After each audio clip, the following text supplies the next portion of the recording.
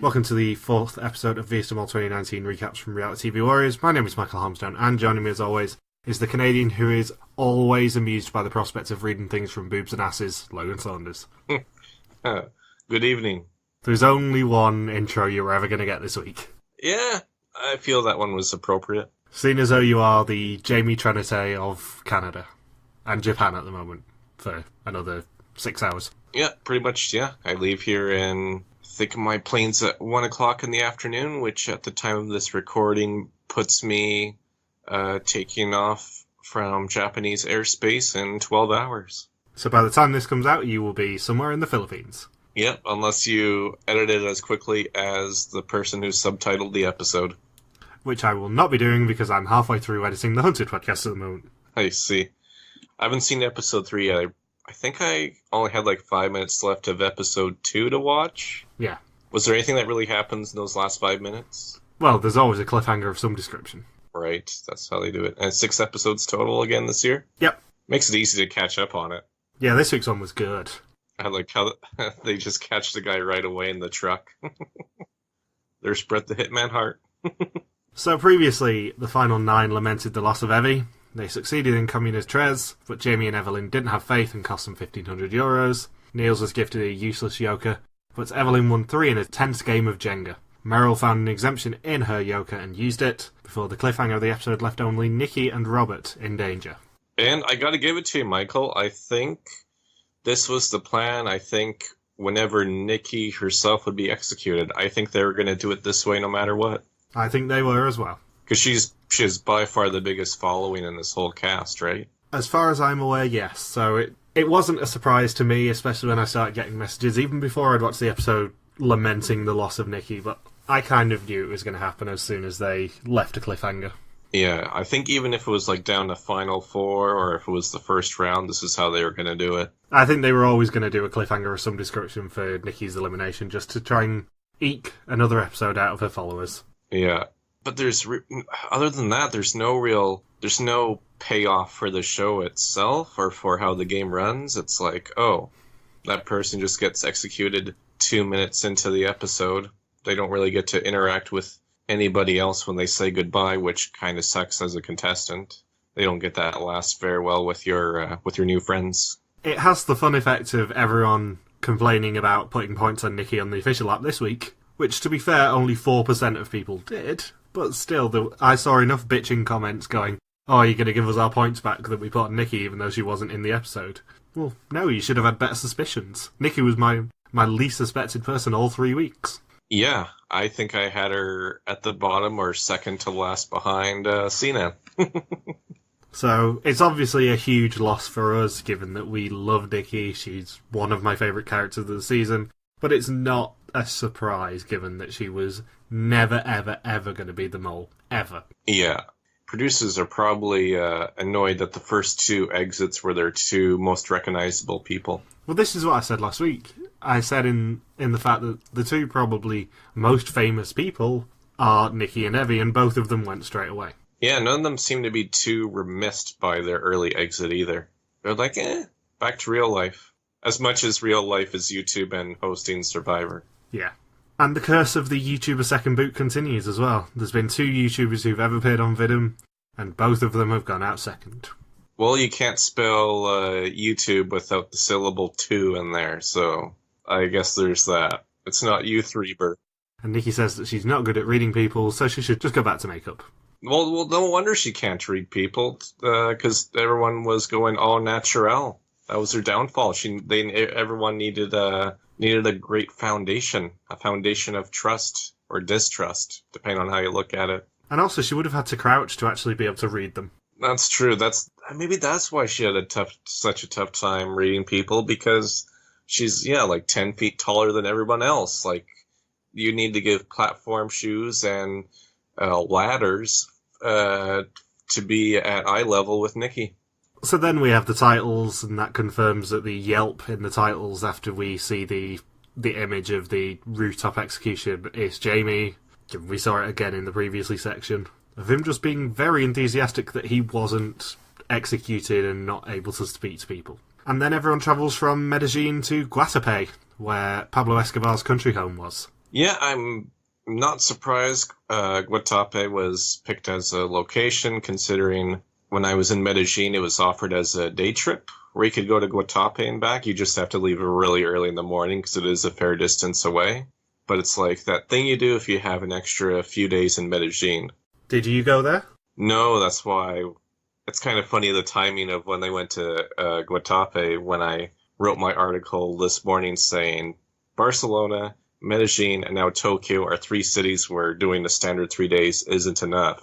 And one of the reasons why I listed Medellin is because I didn't get the chance to go to Guatape, and that was being in Medellin for 4 days touring around. There just wasn't enough time. And a lot of people in Medellin who stayed in the same hostel as me, a lot of them, I think, stayed in Guatape for like 2 or 3 nights before coming back to Medellin for an extra couple days, and then they go off to their next destination or go back home. Because it's a really neat area, and they definitely did it justice with the videography this week. Yeah, it looks very pretty. Yes, very scenic. One thing I will pull Guatape up on is the fact that in Rick's intro to Guatape, he says that the pot could have been 13,000 euros. That is a lie. It could have been 16.5 by that point. Fake news, Rick. Fake news. Yeah, where's your sources, ma'am? If you're following it along like I am, it could have been 16,500. By the end of this episode, it could have been 22,250. Yeah, they're way behind. I feel like what was the cast of last year at this point? Because I know they did pretty terrible, but I think they were just starting to make money and getting out of the negatives. I don't think they were much further from 4,000 really, and they had a really bad start. Yeah, because they had one episode that was really good where it was like was it the bridge task where they made like 5,000 or something ridiculous at around episode 4? They gave them like one task that pretty much pulled them out of the hole and put them like 2,000 in the positive, I think. Yeah, they got a lot of really gibby tasks towards this part of the series, purely because they were doing so badly. Mm-hmm. Well, they had such a good mole who was able to get away with so much sabotaging last year. But this group is just a mess. Like, I feel like the mole doesn't really have to do too much outright to sabotaging because, I mean, this week they earned, 500 euros out of a possible 6,000? Yeah, it was about 6,000. By this point last series, they were on 5,810 euros. Yeah, so they've I can't believe they're doing worse than last year's group then. In episode 4, last year's people earned 5,000 euros for the pot. Yeah, and this week didn't really have that difficult of tasks. Like, they had some pretty gimme tasks that they still managed to screw up. They just didn't seem to know how to do the first task. They didn't listen to Rick's instructions. If only one of the tasks was doing successful karaoke of Ride With Me by Nelly and the Saint Lunatics, then they would... How did I know that you would be all over that? I don't know. Must be the money.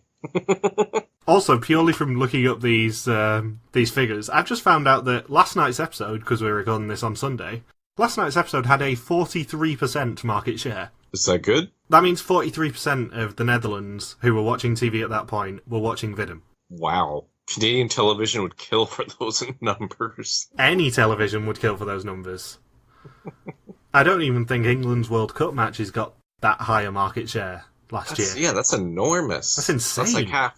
Yeah, I think there's like hundreds of channels on TV now, and 50% are choosing the exact same channel. Yeah, nearly half of the people in the Netherlands who were watching TV at that point were watching Vista Mall. Season 19. After 19 years. Wow. If I knew that, and I was a random third world country, holy hell would I want a rich first world country to be filming a season of a reality show where half the population tunes in and be like, hey, please film your next season here. I have been watching these seasons in the past and gone, I never really fancied going to Sri Lanka before, but Vidum makes Sri Lanka look awesome. Yeah, Belgian Mall does a really good job with it too, with the cinematography. And in this episode, they just went all out with Guatape. So the first assignment of the episode does take place on the lake at Guatape. They must form 4 pairs, 3 of whom will be locked in cages with boats, which are being towed towards the other side of the lake. And the other pair must sail up to the cages to read the numbers which will unlock the boats. And as they work, a tablet counts up with money values potentially reaching 750 euros for each team. and they must free themselves and get back to the start before the end of 35 minutes. If they take too long, they earn minus money for the pots. And it's €2,250 that could potentially be earned in this challenge. Or lost. And it's Rick, Paul and Meryl, Sinan, Jamie, Niels and Evelyn, and Robert and Sarah who are the pairs. And Sinan and Jamie are the rescuers. Jamie puts himself, more so than... He definitely surpassed Evelyn in terms of putting himself in key roles of challenges. Him and Sinan actually both do that quite frequently. I was going to say, Sinan was doing it much more this episode in that he did the tablet game as well and tried to screw people over with that. But Jamie was super involved with that, and he was super involved with the balcony challenge too. And upon the request of Nick Gates, apparently we've now got to call Sinan Hot Dad Sinan Can. Hot Dad Sinan Can? Yeah, he tweeted us right at the start of us recording this episode, so hi Nick. We will call him Hot Dad Sinan Can just once for you. Now you've had to say it 3 times because he had to explain the whole backstory to me. God damn it. I don't know if he really can, though, because this group wasn't able to do much of anything this week. It's more Hot Dad Sinan Can't. Which, if you say it with a certain accent, makes it sound really... something we never want to hear. Something that gets cut from the podcast. Yes. And as she gets into the cage, Evelyn says to Niels, I'm not good with a clock. It's about 2 episodes late for you to actually tell us that, given you were in charge of the clock on the bike going around the church's assignment, Evelyn. Yeah, FYI, this piece of information may surprise you, but time, not my thing. This is coming from the oldest person in the cast, too, so time really isn't her thing. And the way I've described this challenge is it's basically cage boat chicken. It's how long do you want to wait before unlocking your cage to try and earn the most money, but then you could get very close to the finish and guarantee to lose money for the pot, or alternatively, you could be so far away that you're not going to get back in time. I really want to see everyone try to risk it, because I think a lot of money could have been lost in this task with relative ease. Oh, it really could, but for some reason, Hot Dad Sinan Can and Jamie just really aren't into making money on this episode. So they just advise everyone to just get back as quickly as possible. Rick's probably standing out in the sun, bless him. Well, they didn't lose money, is one way of looking at it with this task. But also they really didn't gain money that much. Yeah, this was definitely a tactic of let's either genuinely not understand this challenge, or let's just preserve the pot, because we do not have faith in ourselves to do well. That's crazy, though, to have 3 pairs all, not fail this task, and the 3 pairs combine for just €500. That's gotta be pretty close to a record low. How do you think the mole played this one? Do you think the mole tried to get out early? Or was the mole in the rescue boat and tried to prolong the agony? I think Jamie's climbing higher and higher on my suspect list, so I'm leaning towards the person being in the rescue boat, because both Jamie and Sinan were pressuring all 3 pairs to get back as soon as possible, and everyone followed through on their advice, plus they were a bit slow with figuring out the numbers at first, so they made it seem like they made the pairs not as confident that the task would go well, considering how poorly Jamie and Sinan were doing. So it's like, well, if they're already struggling with a task we think is straightforward, maybe we shouldn't risk it by going out too far before we head back. Yeah. I mean, I wouldn't be surprised if the mole just tried to get out as early as possible and hope that, given how much this group seems to screw everything up, just hope that they would screw it up further. So the most tactic being you could get €750, but I'm only going to bank 50 to 80 euros at the most. Yeah. I mean, Niels and Evelyn got out after €100. Yeah, that is not much.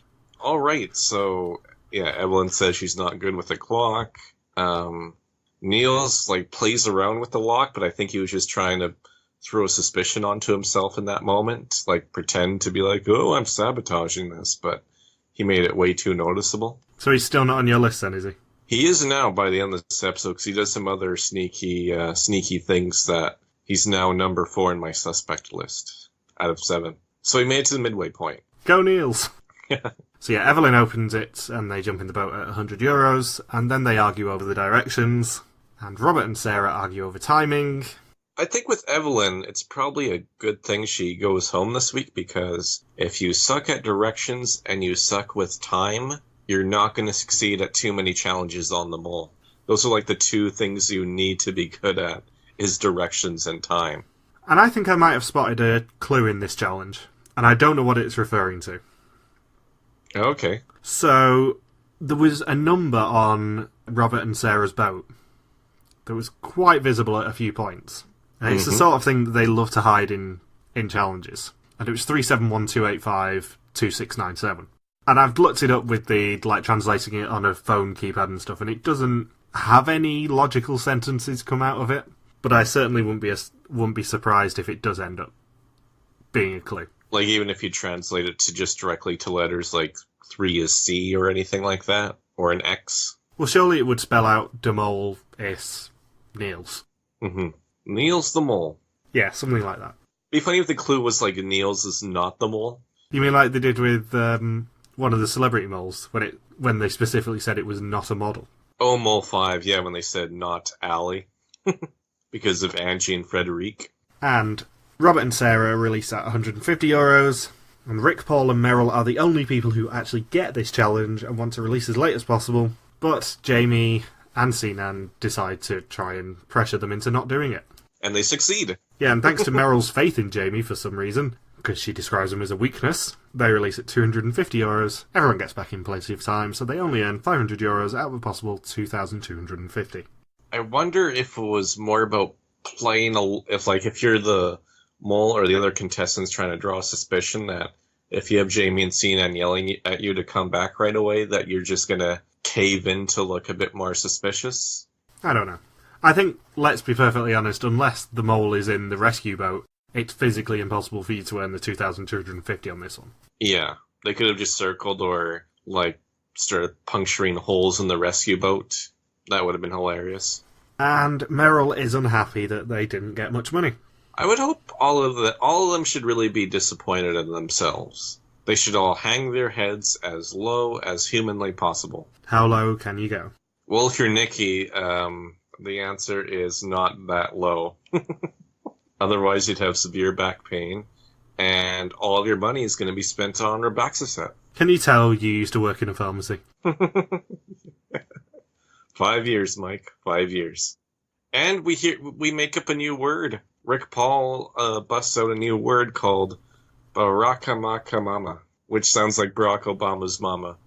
And everyone wakes up early for a 2-hour flight to their next location, which is San Gil, on day 7. It looks like Yoshi's Valley from Mario Kart 64 when you have the overhead view. I'm like, where's the giant egg? And the second assignment takes place on hotel balconies. They have 20 potential balconies and must work out where they should be standing in 15 minutes based on clues on each balcony. And they get €1,500 if they solve it without using their mole books, or use the mole books for a potential prize of €1,000. They have a lot of choice-related tasks this season. Have you noticed that? So many of them have been like, choose how many minutes you want to spend on this task, choose your difficulty, and then all the other regular choice, or choose if you want to open up this yoker.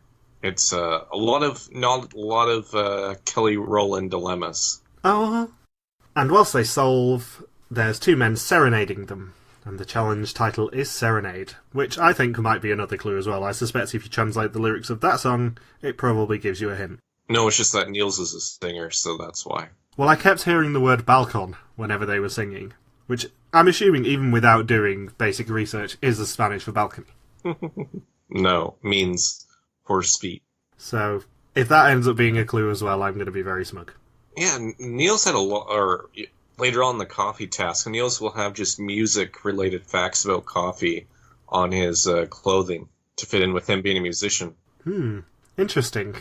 Maybe too obvious. Yeah, trying too hard to smell the coffee. I mean, let's be real, I'm still 100% on Niels, but... Yeah, I want to feed into your tunnel vision as much as possible. Yeah, I know you do. How many really extreme things can we bend to Niels being the suspect? I'm fully aware that you're just trying to make sure that I'm 100% on Niels, so when he gets eliminated, or when he is the loser in the final 3, you can be really smug that I'm earning 0 points. Which will probably be equal to how much will be in the pot by the end of the season. Very true.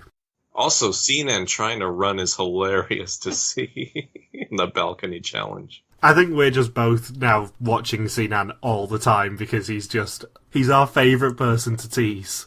He's going to be super self-conscious about his mannerisms after listening to this podcast. I really want him to tweet us at some point. Tweet at Sinan. Yeah. So yeah, this challenge kind of goes a bit wrong, let's be honest. And Robert says that he's good at logic puzzles, just not under pressure, not with this time limit. 15 minutes was for a group that's doing poorly with earning money. 15 minutes seemed a bit severe of a time crunch for that many rooms. Yeah, but there's only, 5 a floor, and there's 4 floors. 5 rooms on each floor? Yeah, there's 5 rooms on each floor, and there's 4 floors that they were on, so it's not exactly the most difficult for them. Right, yeah, that's still only 20 rooms, yeah, and there's 8 people to cover it. Yeah. And you gotta think, you only have to be at each one for 30 seconds to relay the info? That's super doable. They should have done it methodically, because there's 2 options that get you a success in this, and that's everyone just thinks about themselves and makes sure that they get in the correct place. Because if that happens and there's only one person wrong, A, you know who it is, B, you know who the mole is. Right. Or alternatively, the mole plays ball and you win money. So it seems like they were all just trying to keep tabs on where each other was supposed to be, instead of just being tunnel vision and just focusing on clues that apply to yourself. Yeah, they were overcomplicating that game. The way to win that easily is just focus on yourself. And I know that's not really a Vidum tactic, because obviously you're trying to find the one person who isn't you, who is sabotaging everything. But in that case, you'd really be able to expose who the mole could be, or the bull would be too afraid to try to sabotage. Exactly. So you'd pretty much guarantee you can get €1,500 out of that. And they still messed it up, so things aren't looking good for them.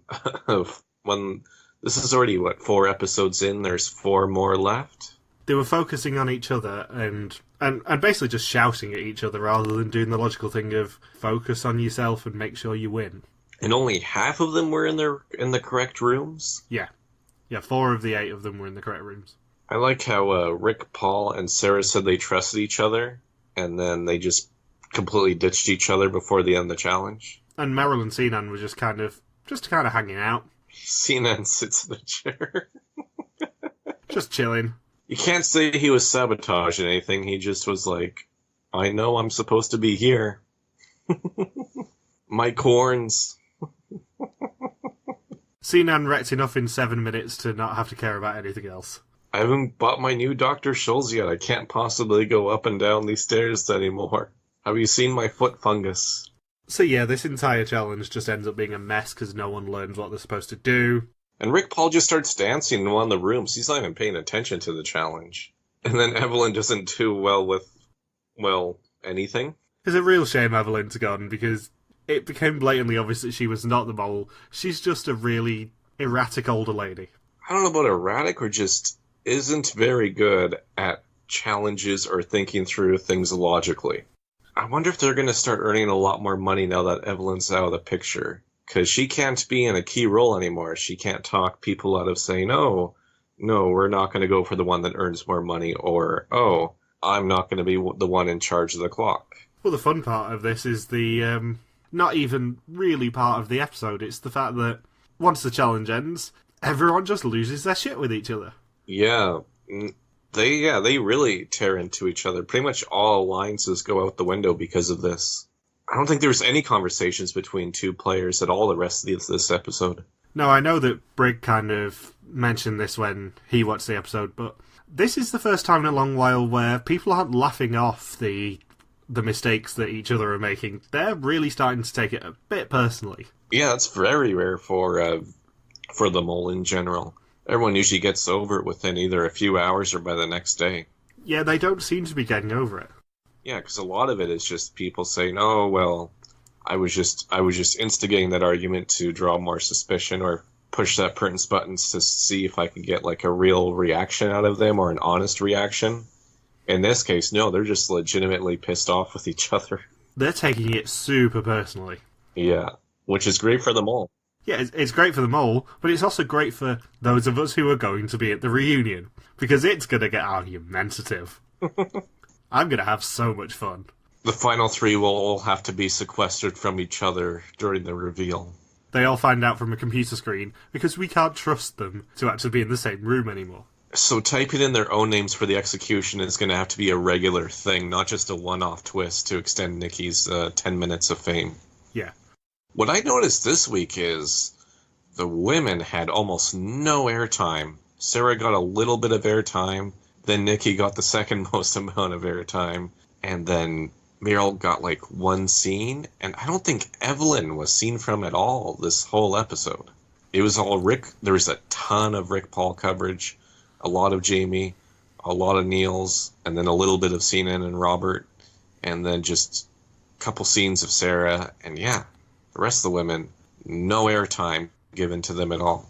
I was very surprised that Rick Paul didn't go home, because I was so worried he was going to. Yeah, because of the huge, probably like 40% of the airtime this week.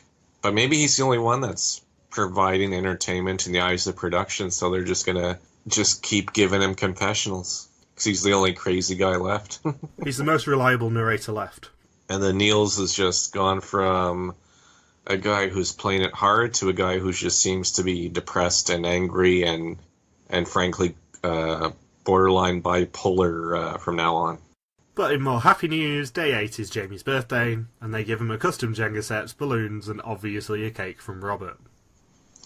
I think one of those yokers was Evelyn's yoker. So Jamie opened it up by mistake, and then the mole smuggled it back to Evelyn. Do you know the story on that? No. I'll get to it at the end then. So the final assignment of the episode is at a coffee farm, and Rick tests their knowledge. Now get 40 questions on 4 computers all about coffee and tangentially related to coffee. Each question is worth €50. If they get a question wrong, any money earned on that computer is lost. 7 of them will be wearing overalls with the correct answers written on them, but Sinan will not because they can't trust him not to wreck it. And there is a potential €2,000 on offer for this challenge. And, in no particular order, the people wearing the overalls are Rick Paul, who has kinds of coffee on his, Jamie, who has jokes and sayings, Niels, who has music, Sarah, who has culture, Evelyn, who has facts, Meryl, who has beans. Beans? No, bees! Robert, who has production, and Sinan, who has nothing. This is a challenge that was designed for 7 people. Yes. Yes, it is. There's one extra. Sinan, you just don't do anything. We didn't have time to make another shirt or buy another tablet. And Jamie says that he finds it funny to be reading boobs and asses, because of course he does. And I have a note here just saying, surely Sinan should not be doing any typing. If he's not wearing overalls, he should be reading. He doesn't really do he does nothing. He does nothing except type slowly. He does less than nothing. It would actually be a great way to sabotage is if you type really slowly, and then whoever's with you gets really impatient and just takes over the keyboard to type quickly, but they miss like one keystroke and then they get the red screen.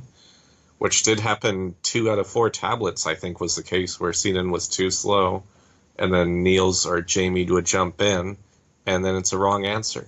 I think they were hinting at how the mole was sabotaging that episode when we heard Sinan say, all you have to do is misspell one thing and then the tablet locks. Yep. Because Niels locked 2 of the tablets by misspelling things. And what happened to the other 2 tablets? One was Jamie, right? Meryl was one of them and Jamie was the other. Yeah. The mole definitely screwed up one of those 4 tablets. But also Niels was angry at the end of the task for them going for the 7th question on the 2nd tablet he locked. But he was the one who typed on that one, and he was the one who locked it himself. Yeah, that's kind of like saying, no, like, oh, you guys, you're the reason why I'm getting fat because I ate the last potato chip. It's all your guys' fault. It's like, no, you had that power to put the potato chips away. It's all you, baby boo. That's what it's like with typing the answer. It's like, oh, you guys made me type it in by my own independent decision making, and we lost all of that money. It's your guys' fault. So yeah, once more, Spell It Sinan ruins everything for everyone. Can't spell. Yeah, Sinan can't spell. And Niels misspells an answer locking the first tablet. Meryl locks another tablet and Niels looks annoyed. Niels locks the second one and they lose €300 from that one. And then the last one locks and the game's over. No one did well in this challenge. Everyone sucked. Which is the theme for every single challenge this week. Video 19. Everyone sucks. Yeah, maybe Evelyn is just not even that much worse compared to everyone else in terms of challenge abilities. Or I guess the biggest thing is that they just have no teamwork. Yeah, they're absolutely working as a collection of individuals rather than, a team. The mole doesn't really have to actively sabotage any tasks this episode. All they really would have to do to block a bunch of money is just by not helping. Like, if everyone's arguing and not communicating and trying to draw suspicion upon themselves, all they have to do is just not help, and nothing's going to be added into the pot. Yeah, if you cast your mind back a few weeks, I said that I think we're going to have a quieter mole this year, purely because last year was a very overt mole. And I think this is playing into it, the fact that actually we're seeing a lot of subtle sabotages rather than the mole having to actively do things. He just has to give a little nudge and then just have fun, basically. Like, who's coming out looking to be really aggressive with sabotage? Is probably Niels and Jamie after these first 4 episodes. And then Evelyn was in that top 3 of being viewed as the 3 that are always being pointed to for sabotages. But nobody's still suspecting Niels, that's the thing. Not a single person has said in 4 quizzes now that they are putting Niels down on their suspect list. I wonder if there's something about Niels that just didn't air on TV, that just his interactions with people, maybe they get turned away from him somehow, where they're thinking, no, there's no way production would make this guy be the mole. Because he's a very intense guy. Like, he's getting angry and pissed off about all these different mistakes being made. So maybe it's just the way he's arguing with people is just reducing that suspicion to nil. It's very interesting. I happen to stumble upon the fact that on the official Vidmap they do have a suspect list of their own. I happened to stumble upon who the top 3 suspects were, and it was very close. It was 16% in first place for Evelyn, and then I think it was Rick Paul and Niels next on 15%. So they're going for the people that had the most airtime. Yeah, it was very close between the top 3. And see, like, Sarah's just getting just enough airtime where she's just looking so suspicious because she didn't really... Like, there's just things here and there where it's like, oh, that would be a good way to sabotage it, where she was just completely unaware of the balcony she should be on, and then say, no, Rick Paul is screwing up at this, when Rick Paul is actually trying to fix things. And then, yeah, I don't know what to make of Robert after this episode. Because there's nothing really that could point directly at him saying that he screwed that up. I think Robert is probably my least suspected person at the moment. In fact, I'm pretty sure Robert is my least suspected person at the moment. Yeah, he's still in my top 4. I have a tough time buying into Meryl just because so many contestants are saying they suspect Meryl right now. There's always been this cloud of distrust around Meryl. So, yeah, with the 4 lot tablets, they earn absolutely nothing again for this challenge, bringing the total so far to €4,000 of a possible 22,250. And Voice of Reason Rick Paul is a bit worried about how badly they're doing. Yeah, usually you're supposed to be around, what, like 30% of what you could potentially earn is supposed to go into the pot. They're hovering at about 20, less than 20. And now it's time for the test. 20 questions on the actions and identity of the mole. Whoever gets the most wrong goes home. And to be perfectly honest, we don't really learn much from anyone this time. No, we had 3 challenges this week, so there wasn't really too much time to dive into everyone's suspicions. Yeah, so Jamie suspects Evelyn, Sarah suspects not Robert, Robert suspects Rick Paul and Sarah because they're both emotional, Meryl suspects Evelyn, Rick Paul, Jamie and Sinan as he does nothing, Sinan says that he was on Evelyn and he's now on Meryl, Neil suspects Meryl, Sinan, Jamie and Evelyn, and at the last second plays his Joker. Evelyn says she's confident, has a Joker and plays it, and Rick Paul says he's not on Evelyn now. And now a bit of scandal. Yes. So, Evelyn gets called out by Rick at the test because the Joker she played was not valid. It had already been opened. Now, I wonder how that had happened. This was so controversial that Vidum have actually released the video of how this happened. Oh, really? Yes. It happened on the bus ride to Guatape. and Niels swapped the yoker over. He managed to get into Evelyn's bag, swap his opened one from last week that fit back together with a real yoker that Evelyn had. He played it this week as well. He played Evelyn's real yoker? Yeah, which is why he had a yoker. But he asked Sarah whether he should do it, and she wasn't particularly enthusiastic about him doing it, but still had put herself between Evelyn's bag and Evelyn so that Evelyn couldn't see him swap it over. Who did? Sarah did it. Sarah covered for Niels. So that's the story on how it happened. So it was sneaky little Niels who did it. Yeah, but Sarah's the guilty party too. But Sarah wasn't enthusiastic about doing it. Yeah, but if you're the mole, that's what you're going to be doing.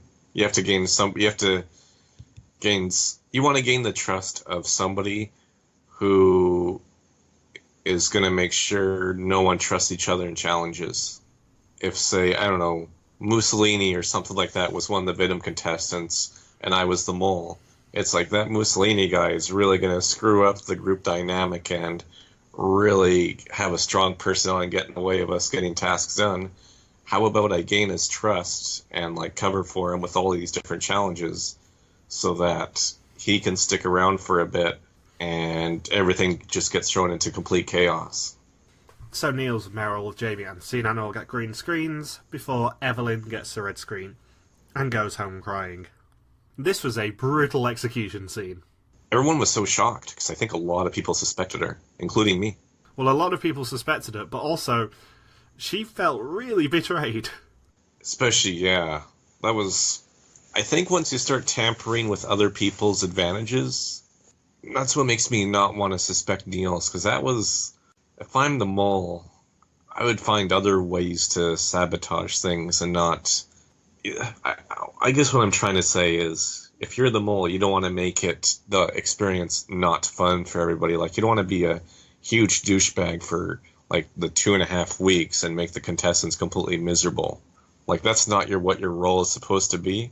Sure, cause chaos, but it's like you're an unofficial member of production where it's still on you to help make the experience fun for everybody. The question for me is whether production led Niels to do it if he is the mole. Did production, going into this season, think, we have these openable yokers which we're going to prove in the pre-episode video can fit back together. Do we get someone to do it? If he is the mole, then I suspect production probably led him in that direction, just said, you know how someone still got yokers? How about you just maybe have a little fun with them? But they would be briefed on this before the season. Like, we had that interview with Jills where he said the mole would get all of their briefings before the season even started. Like, no one checks in with them during the game. But maybe the Dutch one does it slightly differently. Absolutely. It could be a different format where... Because if you remember, Gilles also said that they do occasionally drop in on the mole if they're going to change the order or something. Right, if they have to do some sort of production change. So it's certainly not out of the question if he is the mole. But he does regret tampering with her yoker towards the end of the episode. I think just by seeing everyone's reaction, he's like, yeah, maybe I took it a step too far. Crossed that unofficial ethical line. The question is whether he admits it. I mean, Sarah knows he did it, though. Yeah, but if he admits it, then he's probably going to go up in people's suspect lists. Maybe they want to engineer a situation where we don't have what we had in the past 2 years of people getting to the finale without knowing who the mole is. Because both of the losers of the past 2 seasons in Holland have not known who the mole was. They both suspected the winner. And in fact, in 2017, we had the great situation where the winner suspected the mole, who suspected the loser, who suspected the winner. Quite the triangle. So, next time, there's driving word puzzles, Sarah is super dyslexic, Rick Paul suggests a list bond, Jamie kidnaps people, and Robert abseils down a waterfall. Which I can't wait for. Only in Vidum can you say a preview like that, and everyone's like, yeah. Yeah, seems normal. Yep. I buy it. Seems plausible. I can't wait for Robert to abseil down a waterfall. At least he doesn't have to do a tandem with Sinan. And we get some Otis Redding music in the closing credits, too. We do. Ducky from Pretty in Pink would really dig it. So, who's on your suspect list? Well, I did drop Evelyn off my suspect list right before she got executed, so that didn't help me. Who's your number one? Number 1 is Sarah. 2 is Jamie. 3 is Robert. And 4 is Niels. Well, number 1 for me is obviously still Niels. And then everyone else is the question. Everyone else is in a tie for second. Yeah. I think Sarah's definitely up there. I think maybe Jamie. I can't see it being any of the others. And, of course, Rick brought up that every single person executed so far has been a woman. So they may one up a Belgian mole from last year, where instead of it being an all-male Final 3, we could be heading to an all-male Final 5. We're not too far off. We are not too far off, but then 2 of those guys are Robert and Sinan. So anything could happen. And what made me suspect Sarah even more is that she was Evelyn's roommate / coalition partner, I think.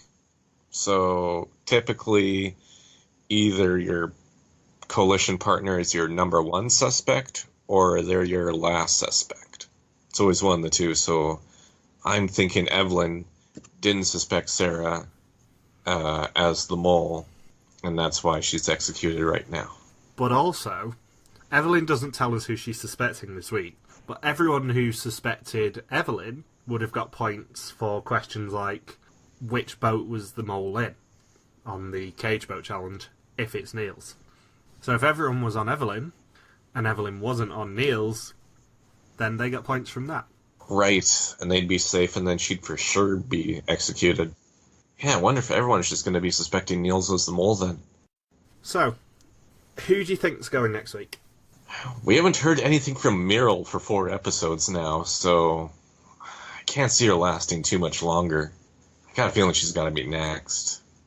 She's not getting any sort of storyline, just like, oh, the only storyline she's had is, oh, we don't really trust Meryl, and that's been it. See, I would put money on Robert going. Just because what purpose does he serve? Apart from being Sinan's little right-hand man and serving cake. Scully and Hitchcock. Well, I'm glad Robert's making it long enough to abseil down the waterfall. So am I, but I think that's the point where maybe we have to cut Robert loose before he busts a hip or something. I don't know, if we cut him loose while abseiling, I think it'll have the exact opposite effect of what you desire. Just use to go for the sinister aspect, Logan. Well, we have to take 4,000 years out of the pot to cover Robert's medical bills. The biggest sabotage of them all so far. Niels really one-upped himself. He goes from tampering with the yoker to tampering with the rope for somebody's life. Yeah, and you just see Sinan in the background cackling because his diabolical plans worked. I manipulated Niels into doing that. I told him to do it with my eyes. So manipulative. So is there anything else to say? No, I'm gonna sleep. Now that we've just killed off Robert. Yeah, it's on the, instead of V is the mole, it's gonna be And Then There Was None by Agatha Christie. So, thank you for listening to this V is the Mole podcast. You can join us next week for more mole hunting. If you've got any questions, feel free to contact us on our Facebook page, Reality TV Warriors, on our Twitter account, RTV Warriors, or our own Twitter pages, MJ Armstone for me and Locus Bukaki for Logan. Also, if you're watching Hunted, you can join me, Anthony, and Michelle to cover that on a Sunday. See you next week. Peace out, and just chill till the next flavoring. Yeah. Tot ziens.